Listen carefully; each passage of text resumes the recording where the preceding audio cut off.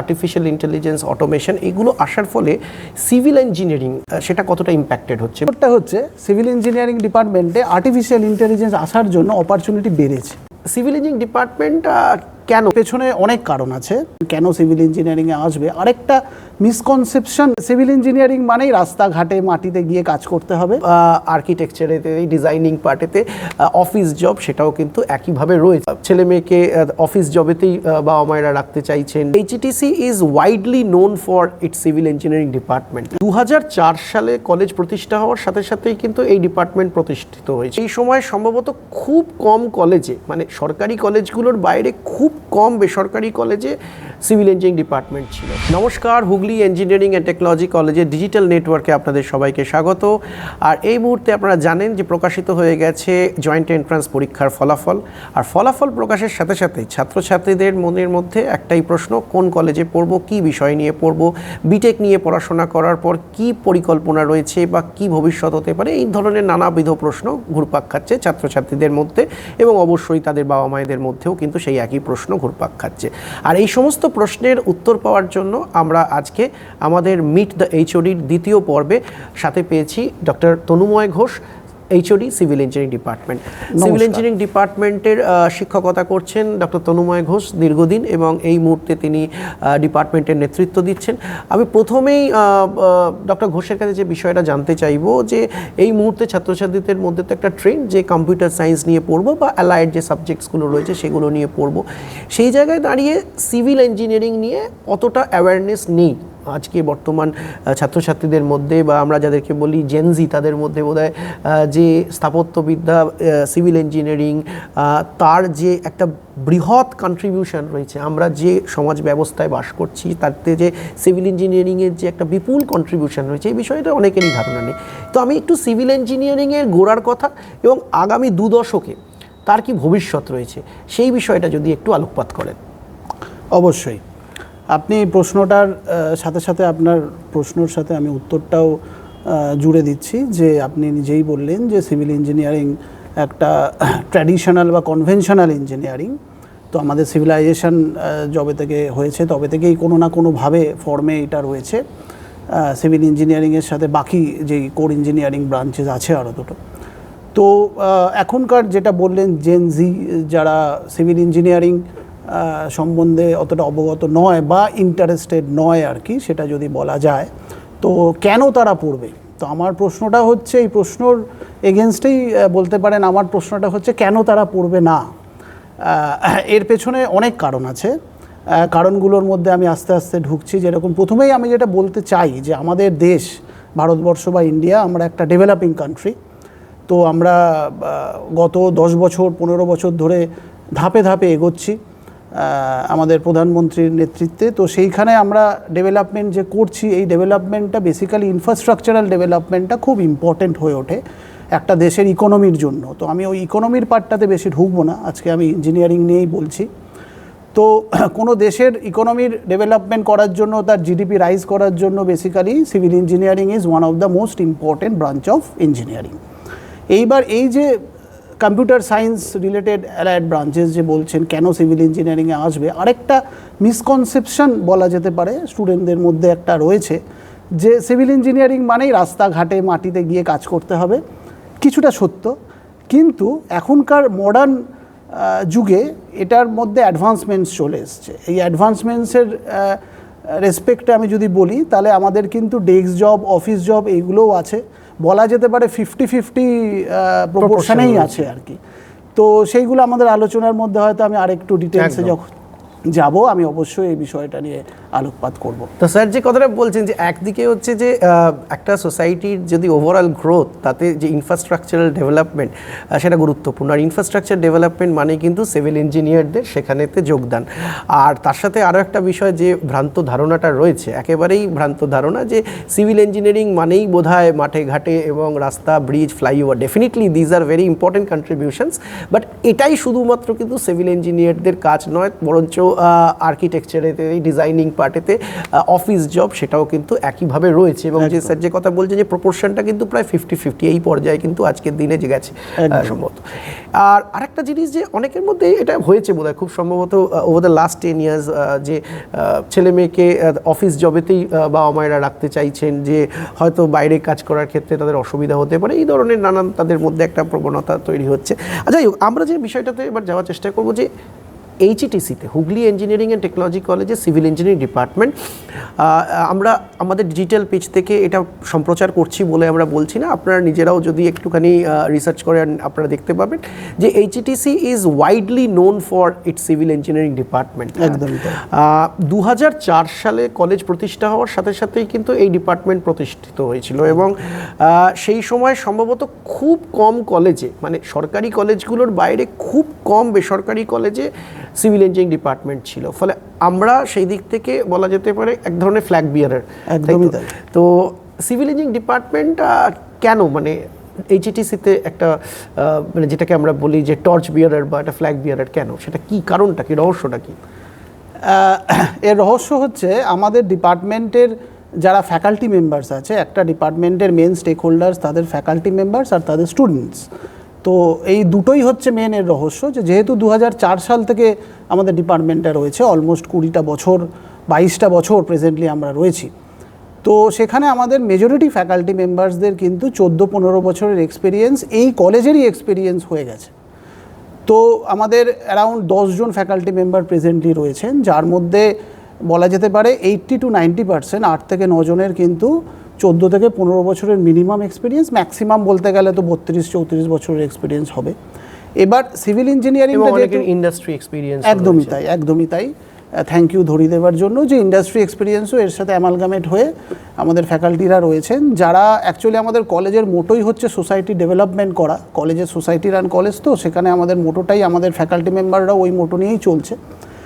এইবার আমাদের civil engineering ডিপার্টমেন্টটা না ডাইভার্সিফাইড, মানে এর আন্ডারে 5টা ডিফারেন্ট ব্রাঞ্চেস আছে, environmental engineering, structural engineering, transportation engineering, geotechnical বা soil engineering, water resource engineering. তো এই যে ব্রাঞ্চগুলো আমাদের ফ্যাকাল্টি মেম্বাররা না খুব সুন্দরভাবে ডিস্ট্রিবিউটেড, যারা স্পেসিফিক ব্রাঞ্চের আইদার তারা মাস্টার্স ডিগ্রি করেছে, কেউ কেউ পিএইচডি করেছে, প্রেজেন্টলি আমাদের 3 জন পিএইচডি হোল্ডার আছেন আর 3 জন অলরেডি পারসুইং করছেন।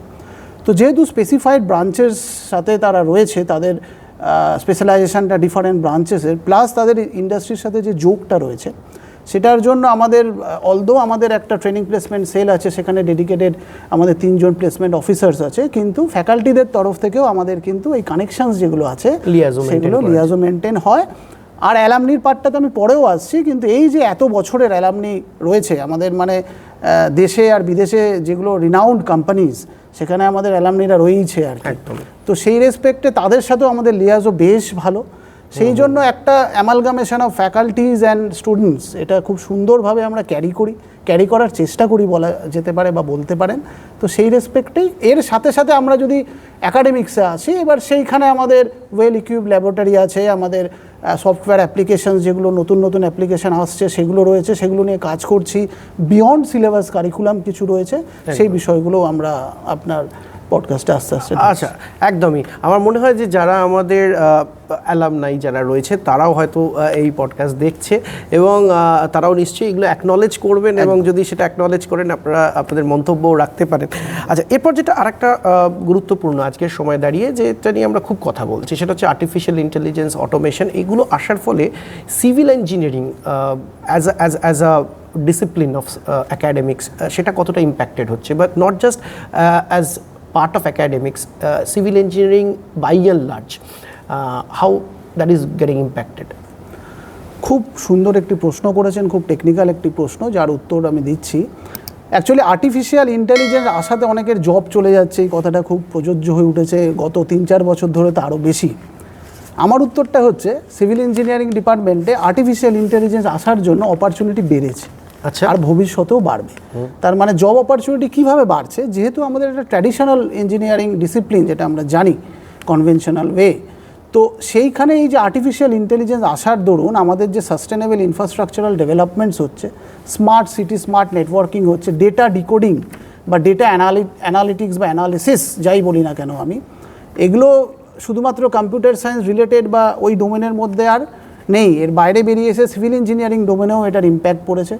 পার্টিকুলারলি এর অ্যাপ্লিকেশানে আমাদের বিভিন্ন সফটওয়্যারের ডেভেলপমেন্ট হচ্ছে, যার জন্য আমাদের ডিজাইন ফিল্ডটা, যেটা আমি একটু আগেই বললাম যে আমাদের ডেস্ক জব বা অফিস জবের পার্সেন্টেজ বাড়ছে দিন দিন, 50% হয়তো আমি রাফলি বলেছি, সেটা আরও বেশি হতে পারে বা হবে definitely, I can assure you.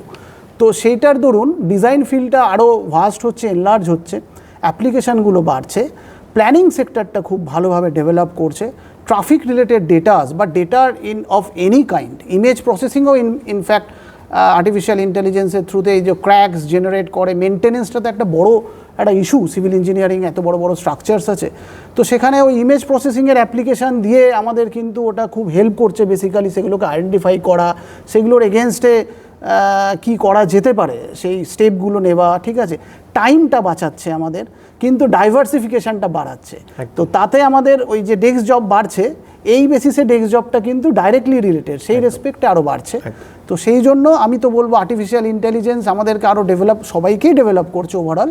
তো ট্র্যাডিশনাল ব্রাঞ্চ হিসাবে সিভিল ইঞ্জিনিয়ারিংকে কিন্তু বেশ সাপোর্ট দিচ্ছে, ভবিষ্যতেও দেবে, আর জব অপরচুনিটি ডেফিনেটলি বাড়বে ডিউ টু দিস।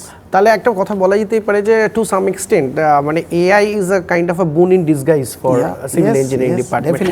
তো এর পাশাপাশি একটা জিনিস যেটা আমরা সবসময় বলে থাকি, সেটা শুধু সিভিল ইঞ্জিনিয়ারিংয়ের ক্ষেত্রে প্রযোজ্য নয়, যে ইঞ্জিনিয়ারিং যখন পড়তে আসছে তারা কিছু থিওরি সাবজেক্টস পড়ছে, কিছু কনভেনশনাল প্র্যাকটিক্যালস তারা করে আসছে, যেগুলো বছরের পর বছর করানো হয়, সব কলেজেই করানো হয়, এখানেও করানো হচ্ছে as per MAKAUT curriculum, as per AICTE recommendation আমরা করাচ্ছি।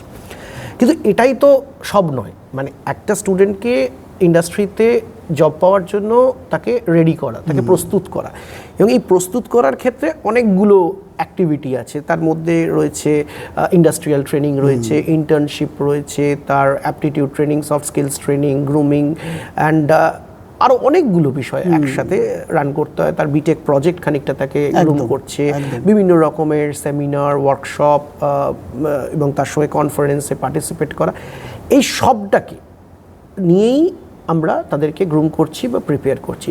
একটা 360 ডিগ্রি ভিউ যদি আমি দেওয়ার কথা বলি, কি বলবেন এই বিষয়তে? আমরা কি করে থাকি সেই ব্যাপারে একটা সম্যক ধারণা যারা ছাত্রছাত্রীরা যারা দেখছেন, আগামী দিনে যারা পরিকল্পনা করছে সিভিল ইঞ্জিনিয়ারিং নিয়ে পড়াশোনা করা, তাদের উদ্দেশ্যে কি বলবেন, আমরা কিভাবে তাদেরকে প্রস্তুত করছি? আপনার কথোপকথনের মধ্যে দিয়েই উত্তরগুলো সবই ওটার সাথেই রিলেটেড, যে বেসিক্যালি এখানে আমাদের বিয়ন্ড সিলেবাস বা বিয়ন্ড কারিকুলাম যেটা আমরা বলি, আমাদের এআইসিটি রিকগনাইজড কলেজ বা ইউনিভার্সিটি, তার মধ্যে আমাদের কলেজ রয়েছে। তো কারিকুলাম ওয়াইজ তো আমাদের দেখুন, সিভিল ইঞ্জিনিয়ারিংয়ে দেয়ার আর লট অফ ল্যাবস, ঠিক আছে, প্র্যাকটিক্যাল কাজটা তো সিভিল ইঞ্জিনিয়ারিংয়ে একটু বেশি হয়তো করতে হতে পারে, বা হয় রাদার আমরা বলতে পারি। তো তার সাথে সাথে যে কারিকুলামে থিওরি সাবজেক্ট, প্র্যাকটিক্যাল সাবজেক্ট যেগুলো আছে সেগুলো তো হচ্ছেই, এর সাথে ইন্ডাস্ট্রিয়াল ট্রেনিং ওটা কম্পালসারি, ওটা যদিও আমাদের ইউনিভার্সিটিও কম্পালসারি করেছে, আমাদের একাধিক ইন্ডাস্ট্রিয়াল ট্রেনিং হয় বিয়ন্ড ইউনিভার্সিটি কারিকুলাম অলসো। ইন্টার্নশিপসে আমরা খুব জোর দিই, ঠিক আছে, ইন্টার্নশিপটা আমাদের ইন্ডাস্ট্রিয়াল হতে পারে, আমাদের ইনফ্যাক্ট একাডেমিক ইন্টার্নশিপও হয়, যে আমাদের বিভিন্ন এনআইটিস অ্যান্ড আইআইটিস যেখানে আমাদের অ্যালামনাইরাও রয়েছে, সেই বিষয়ে আমি আসছি একটু পরে, তো সেখানেও আমাদের স্টুডেন্টরা যাচ্ছে, পার্টিসিপেট করছে।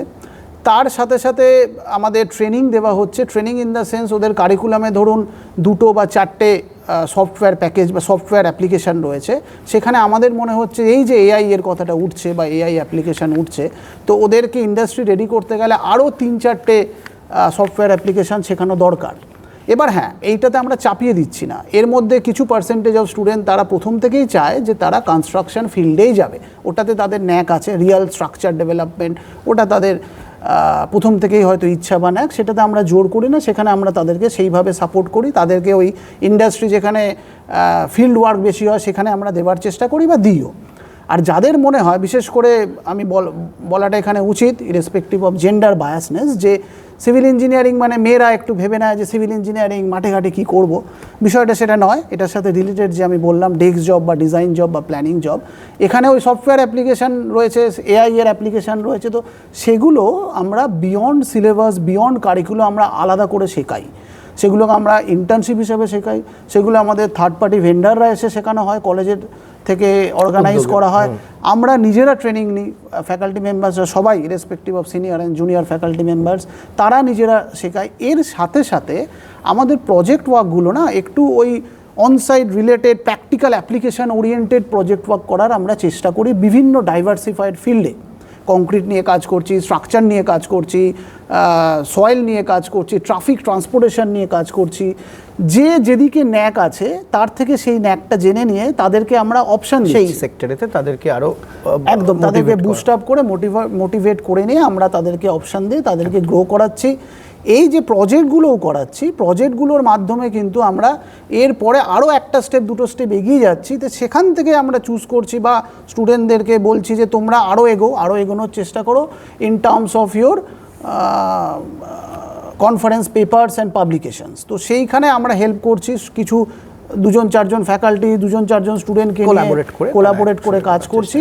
তো ওই প্রজেক্টের রেসপেক্টে আমরা বিভিন্ন জায়গায় বিভিন্ন কম্পিটিশনেও আমরা যে কাজটা করছি সেটা আদৌ আমাদের এই প্রেজেন্ট সিনারিও অনুযায়ী যে ঠিক করছি কিনা সেটা কোনো কম্পিটিশনে না গেলে আমরা বুঝতে পারবো না। তো সেইগুলো অ্যাক্টিভলি পার্টিসিপেশন করাটা স্টুডেন্টদেরকে আমরা সবসময় মোটিভেট করছেও আমাদের স্টুডেন্টরা অ্যাক্টিভলি পার্টিসিপেট। ইনফ্যাক্ট তারা বিভিন্ন পজিশনসও হেল্ড করছে, স্ট্যান্ড করছে, জোনাল প্রাইজ পাচ্ছে, ন্যাশনালাইজড কম্পিটিশনে প্রাইজ পাচ্ছে। পেপার পাবলিকেশন যেটা আমি একটু ছুঁয়ে যাচ্ছি, যে কনফারেন্স পেপার তো তারা বলছেই, সেখানে গিয়ে তো তারা স্পিচ ডেলিভার করছেই। কনফারেন্সের পরেও গিয়ে জার্নাল পেপার হয়, বুক চ্যাপ্টার হয়, সেইগুলোতেও কিন্তু আমাদের স্টুডেন্টরা এক্সেল করছে।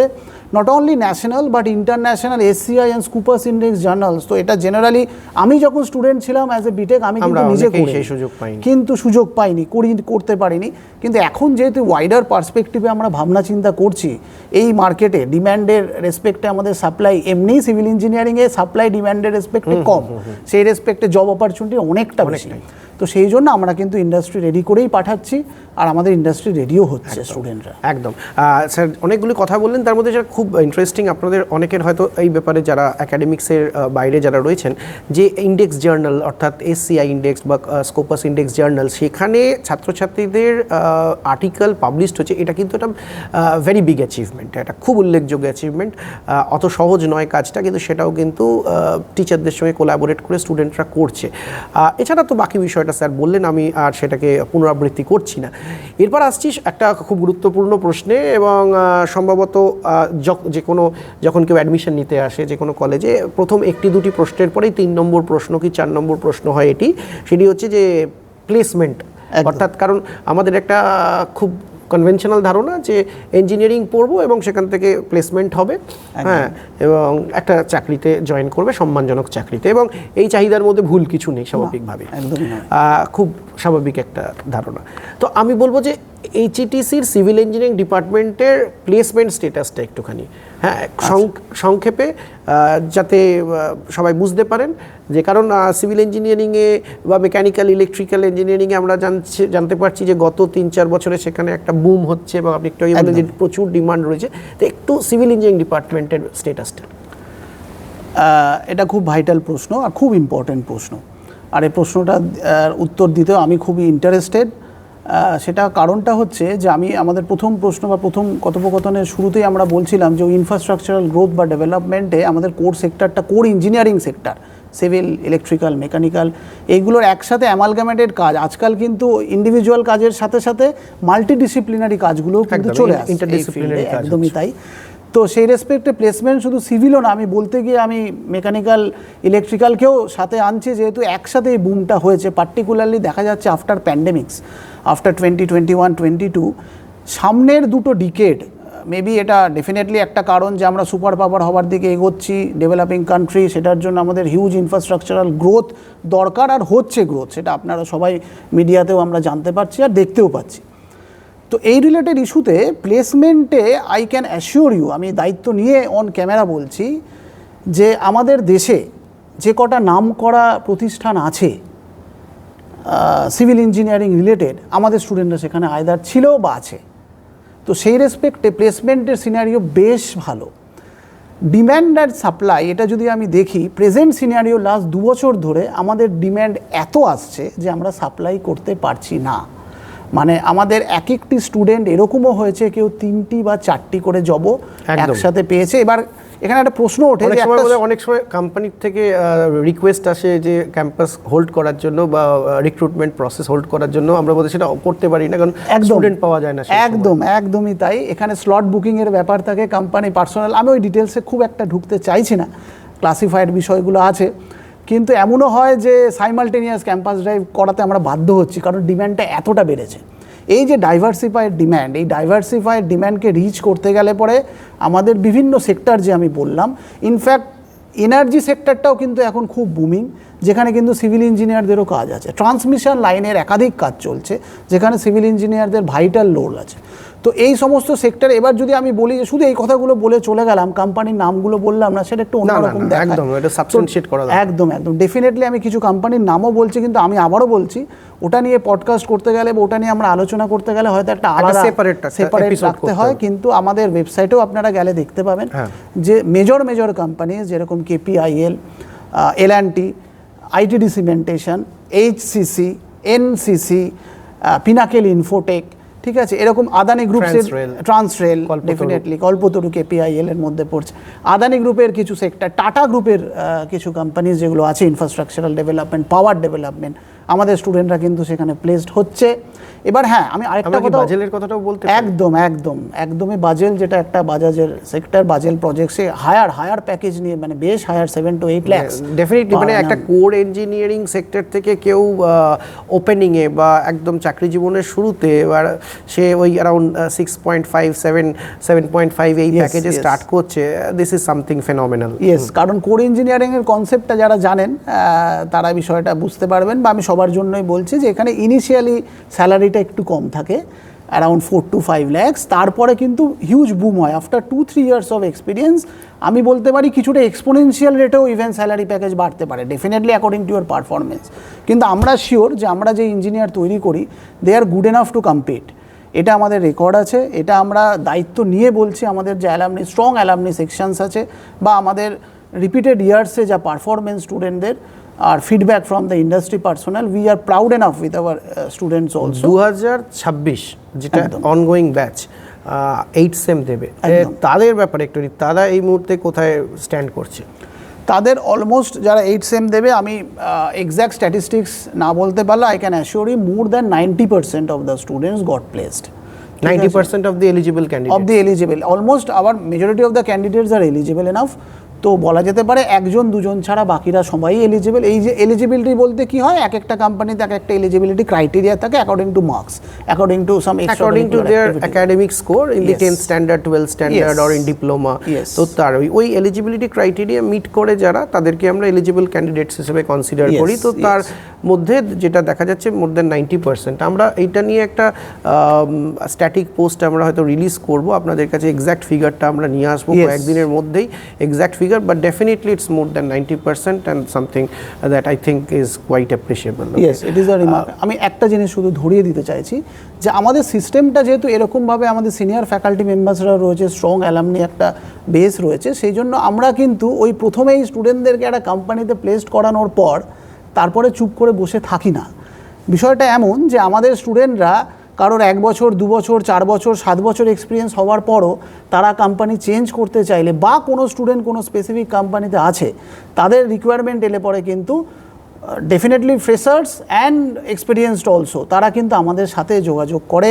তারা আমাদের স্টুডেন্টরা কিন্তু সেখানেও যায়, বা তারা নিজেরাও যদি যোগাযোগ করতে চায় বা করেও ইনফ্যাক্ট। সেই জন্যই আমি কথাটা, যারা অলরেডি প্লেসড তাদেরকেও আবার রিপ্লেসমেন্ট আর কি, তারা মেবি 1 বছর 2 বছর পর কোথাও একটা চেঞ্জ করতে চায়, সেক্টর চেঞ্জ করতে চাইছে, মানে মেবি কনস্ট্রাকশন থেকে ডিজাইনে আসতে চাইছে, প্ল্যানিংয়ে যেতে চাইছে, পাওয়ারে যেতে চাইছে, আমরা কিন্তু সেখানে ডিপার্টমেন্টেরও একটা অ্যাসিস্ট্যান্স একদম অ্যালং উইথ ট্রেনিং প্লেসমেন্ট। এটা আমারও জানা ছিল না বিষয়টা, এটা আপনারাও জানতে পারলেন। আচ্ছা, আরেকটা যেটা লাস্ট আমরা শেষ করব আজকের এই আলোচনা, সেটা হচ্ছে যে প্লেসমেন্টের পার্টেতে, বা আমি একটুখানি জানিয়ে রাখি দর্শকদের যে শুধুমাত্র ট্রেনিং অ্যান্ড প্লেসমেন্ট সেলের স্যারের ওপর পুরো দায়িত্ব ছেড়ে দেওয়া না। স্যার যেটা প্রথম থেকেই বলার চেষ্টা করছেন যে এইচওডি নিজে এবং অন্যান্য টিচাররা তারা কিন্তু কোম্পানিকে মিট করা রেগুলার বেসিসে, আমি স্যার নিজের মুখে বললেন না, যেহেতু নিজের কাজ নিজের মুখে বলাটা অনেক সময়তে সেটা খুব একটা মানে সৌজন্যের মধ্যে পড়ে না বলে হয়তো স্যার বলছেন না, যে উনি কিন্তু নিজেও কিন্তু রাজ্যের বাইরে গিয়ে একটানা 10-12 দিন বিভিন্ন কোম্পানিকে মিট করা, মহারাষ্ট্র এবং অন্যান্য স্টেটে গিয়ে সেখানে কথা বলা, এই কাজগুলো কিন্তু নিরন্তর করে চলেছেন। একজন অ্যাকাডেমিশিয়ান চাইলে এই কাজগুলো নাও করতে পারেন, কিন্তু ছাত্রছাত্রীদের জন্য তারা কিন্তু এই কাজটা করছেন, সেটা ডেফিনেটলি এটা খুব বড় ব্যাপার। তো আমি একদম শেষ করব যেটা বলে, সেটা হচ্ছে যে যারা সিভিল ইঞ্জিনিয়ারিং নিয়ে পড়তে চাইছে তারা তো ডেফিনেটলি সিভিল ইঞ্জিনিয়ারিংয়ের ইকুইপমেন্টস দেখে বড় হচ্ছে না, বরং বাড়িতে তারা যেগুলো দেখছে সেগুলো হচ্ছে টেক গ্যাজেটস দেখেই তারা বড় হচ্ছে।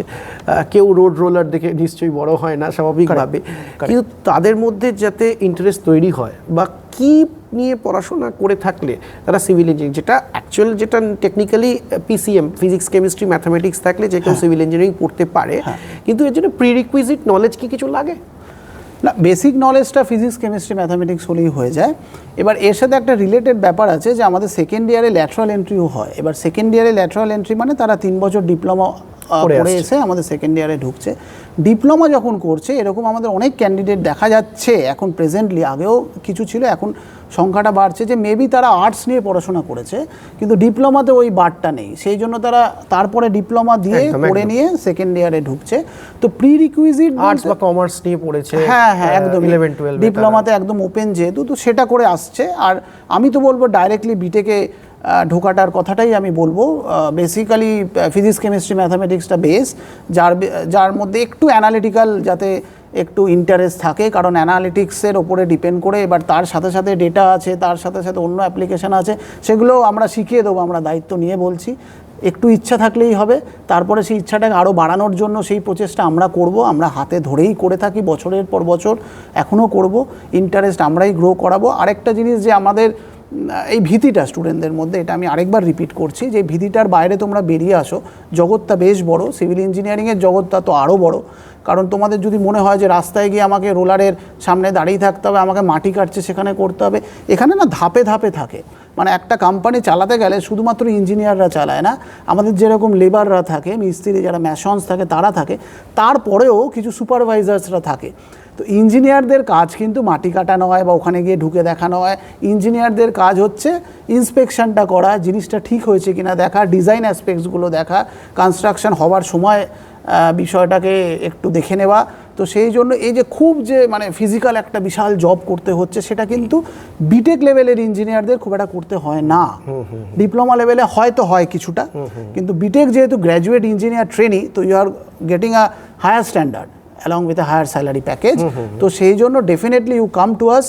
আমরা along with construction field, আমি আবারও বলছি, দ্য ফিমেল ক্যান্ডিডেটস অলসো বা মেল ক্যান্ডিডেট যাদের অফিস জব আছে, অনসাইট জব, যেটা আমরা খুব সচরাচর কম্পিউটার সায়েন্স ডিপার্টমেন্ট রিলেটেড, সেটা কিন্তু সফটওয়্যারে দেখতে পাই, সেটা কিন্তু গত 3-4 বছর ধরে সিভিলে বেশ ভালো হচ্ছে। ঠিক আছে, তো সেই ফলে বিদেশে যাওয়ার সুযোগ থাকছে, যাচ্ছেও তারা। তো সেই জন্য এই ডাইভার্সিফাইড ফিল্ডটা যেহেতু আছে, ইনফ্রাস্ট্রাকচারাল বুম বা ডেভেলপমেন্ট সামনের 2 দশক, 20 ইয়ার্স, ঠিক আছে, মেক ইন ইন্ডিয়ার একটা ভিশন আছে। তো সেই রেসপেক্টে মিনিমাম সামনের 20 ইয়ার্সে একটা হিউজ ডেভেলপমেন্ট আসছে। আমি বারবার বলছি, along with economic aspect, GDP increase করতে গেলে the government will do it, and definitely they are doing it also. কারণ আমরা second largest in terms of road network, আর সেটাকে আমাদের লার্জেস্টে দিকে আমরা এগোচ্ছি, কারণ আমাদের ট্রাফিক, আমাদের এত পপুলেশন, ট্রাফিকটা আমাদের মিক্সড বেসড। তো এই ব্যাপারগুলো আছে, এইগুলো নিয়ে কথা বলতে গেলে আরও ডিটেলসে যেতে হয়। তো সেই জন্য প্রশ্নটা ছিল অবশ্য যে বেসিক কী রিকোয়ারমেন্ট। তো basic requirement physics chemistry mathematics, সেটাই বেসিক রিকোয়ারমেন্টস। সেই নিয়ে একটা বেসিক অ্যানালিটিক্যাল নলেজ থাকলে পরেই তারপরে ডেভেলপমেন্ট করার জন্য আমরা আছি, উই উইল ডেভেলপ ইউ। একদম, আমরা অনেকগুলো বিষয় জানতে পারলাম। শুধু সাম আপ করার সময় আমি জিনিস বলি, যেটা হচ্ছে হ্যাঁ, যে ফিমেল ক্যান্ডিডেটসরা, সেই প্রপোর্শনটা যদি আপনি এইচইটিসি সিভিল ডিপার্টমেন্টে দেখেন, সেটাও কিন্তু around 40% of the total class strength আমরা দেখতে পাই, সেটা কিন্তু ফিমেল ক্যান্ডিডেটস। তো আর্টস থেকে যারা পড়াশোনা করছে, 11-12 আর্টস বা কমার্স নিয়ে যারা পড়াশোনা করছে, তারা ডিপ্লোমা করে তারপর বিটেকে জয়েন করতে পারে। এছাড়া যারা 11-12 যারা ফিজিক্স কেমিস্ট্রি ম্যাথামেটিক্স নিয়ে ওয়েস্ট বেঙ্গল বোর্ড, আইএসসি অথবা সিবিএসসি থেকে পড়াশোনা করছে কিংবা ভোকেশনাল বোর্ডে পড়াশোনা করছে, তারাও কিন্তু সরাসরি বিটেকে জয়েন করতে পারে। আর ডিপ্লোমার ক্ষেত্রে বলে নেওয়া দরকার যে যারা ডিপ্লোমা এই মুহূর্তে করছেন তারা কিন্তু ল্যাটারাল এন্ট্রির মাধ্যমে, আপনারা জানেন যে জিলেট এক্সাম, তার মাধ্যমে ভর্তি হওয়ার সুযোগ থাকে। এখানে বলে নেওয়া দরকার যে এখন যেহেতু সিভিল ইঞ্জিনিয়ারিংয়ের মার্কেট খুব ভালো, ফলে ডিপ্লোমা থেকেও কিন্তু প্রচুর চাকরি হচ্ছে, কিন্তু এক্ষেত্রে বলে নেওয়া দরকার যে সেই চাকরির ক্ষেত্রে কিন্তু কিছু লিমিটেশনস থাকে, কারণ একটা স্তরের পরে গিয়ে কিন্তু আপনাকে বিটেক করতেই হবে। ফলে যারা কন্টিনিউ করতে চাইছেন, অর্থাৎ সরাসরি ডিপ্লোমা থেকেই ডিরেক্ট বিটেকে চলে আসা, সেটা খানিকটা বুদ্ধিমানের কাজ হয়, কারণ একাডেমিক্সের মধ্যে থাকা এবং সেই ফ্লোতেই কিন্তু পড়াশোনাটা অনেকটা এগিয়ে যেতে পারে। তো এই যারা রয়েছেন তাদের প্রত্যেকের জন্যই আমাদের এই বার্তা রইল। আর সবশেষে বলবো যে কোনো অসুবিধার ক্ষেত্রে, যদি যারা WBJER কাউন্সেলিং করার সময় আপনাদের যদি কোনো অসুবিধা হয়, আপনারা অবশ্যই যোগাযোগ করতে পারেন আমাদের HETCর অ্যাডমিশন ডেস্কে। এবং সেটা শুধুমাত্র HETCতে ভর্তি হওয়ার জন্যই নয়, আপনাদের অন্য যে কোনো সরকারি কলেজ বা অন্য কলেজে ভর্তি হওয়ার ক্ষেত্রেও যদি অনলাইন কাউন্সেলিংয়ে কোনো রকমের অ্যাসিস্ট্যান্স লাগে, ডেফিনেটলি আপনারা আমাদের অ্যাডমিশন ডেস্কে যোগাযোগ করতে পারেন। আর স্ক্রিনে দেওয়া নাম্বার রয়েছে, সেখানে আপনারা ফোন করে আপনারা অবশ্যই যোগাযোগ করতে পারেন। সকলে ভালো থাকবেন। নমস্কার। নমস্কার।